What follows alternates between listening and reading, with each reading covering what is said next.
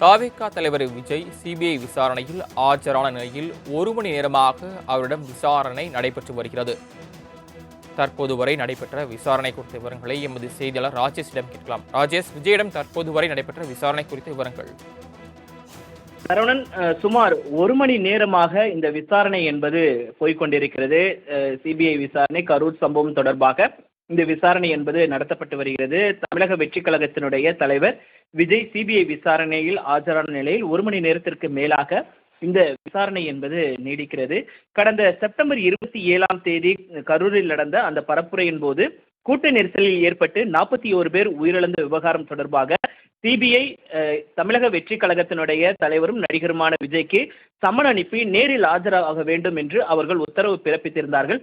அந்த உத்தரவின் அடிப்படையில் இன்று காலை 11 மணி அளவில் அவர் சிபிஐயிடம் விசாரணைக்கு ஆஜராகியிருந்தார். சுமார் 1.5 மணி நேரம், அதாவது 11 மணிக்கு அவர் விசாரணை தொடங்கப்பட்டு கிட்டத்தட்ட 1 மணி நேரத்திற்கு மேலாக இந்த விசாரணை என்பது நடைபெற்று வருகிறது. குறிப்பாக விஜயிடம் நடத்தப்படக்கூடிய அந்த விசாரணையில் அவர் சொல்லக்கூடிய தகவல்கள் அனைத்தும் எழுத்துப்பூர்வமாக உடனடியாக பதிவு செய்யப்படுகிறது.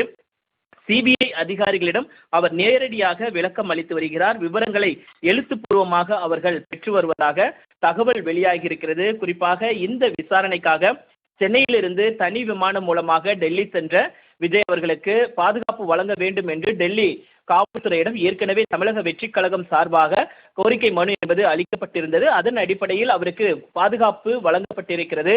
அவர் பாதுகாப்பாக ரசிகர்கள் யாரும் அவரை குவிந்த வண்ணம் அவரை நெருங்க முடியாதபடி பாதுகாப்புடன் அவர் சிபிஐ அலுவலகத்திற்கு அழைத்து செல்லப்பட்டு அங்கு விசாரணை தொடங்கி நடைபெற்று வருகிறது. ஏற்கனவே பல்வேறு கேள்விகள் விஜயிடம் கேட்கப்பட்டிருப்பதாக தகவல் வெளியாயிருந்தது. குறிப்பாக அந்த பிரச்சாரம் நடந்த இடம் குறுகலான இடம் என்று தெரிந்தும் ஏன் அந்த இடத்தை தேர்வு செய்தீர்கள், எத்தனை பேர் வருவார்கள் என்று ஏன் தவறான தகவல் கொடுக்கப்பட்டது, காவல்துறை எத்தனை பேர் இருந்தார்கள், என்னென்ன ஏற்பாடுகள் செய்யப்பட்டிருந்தது, ஒரு கட்சியினுடைய தலைவராக நீங்கள் உங்களுடைய பங்கு என்ன என்பதெல்லாம் குறித்து விஜயிடம் கேள்வி கேட்டதாகவும் அதற்கு விஜய் சொன்ன பதில்கள் அனைத்தும் எழுத்துப்பூர்வமாக பதிவு செய்யப்படுகிறது.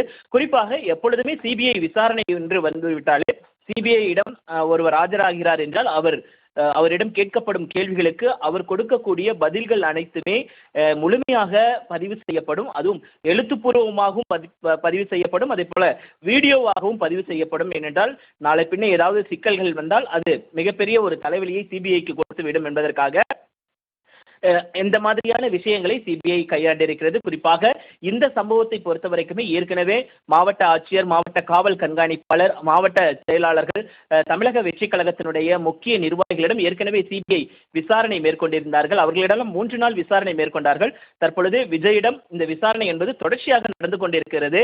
அவர்கள் மாவட்ட நிர்வாகம் தெரிவித்திருக்கக்கூடிய கருத்துக்கள், அதே போல மாவட்ட ஆட்சியர் தெரிவித்திருக்கக்கூடிய கருத்துக்கள், மாவட்ட காவல் கண்காணிப்பாளர் தெரிவித்திருக்கக்கூடிய கருத்துக்கள் உள்ளிட்டவைகளுக்கு அவர்கள் எழுப்பக்கூடிய கேள்விகள், அவர்களிடம் பெற்ற பதில்கள் குறித்து விஜயிடம் கேட்கப்பட்டு வருவதாக தகவல் வெளியாகி இருக்கிறது. அதே நேரத்தில் நிர்வாகிகளிடமும் இதே கேள்விகளை அவர் கேட்டிருந்தார்கள். விஜய் நிர்வாகிகளுடைய பதிலும் விஜயிடம் பதிலும் எப்படி இருக்கிறது என்பதை ஒப்புமைப்படுத்தி எல்லாம் பார்க்கக்கூடிய அந்த நிகழ்வு நடைபெறும் என்றும் எதிர்பார்க்கப்படுகிறது.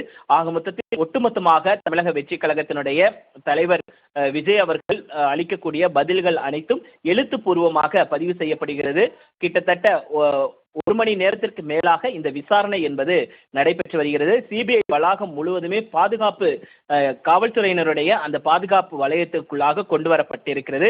யாரும் அனுமதியின்றி உள்ளே வரக்கூடாது என்ற கட்டுப்பாடுகள்லாம் விதிக்கப்பட்டு வருவதை நம்மால் பார்க்க முடிகிறது. சரவணன், தாங்கள் வழங்கிய தகவல்களுக்கு நன்றி ராஜேஷ்.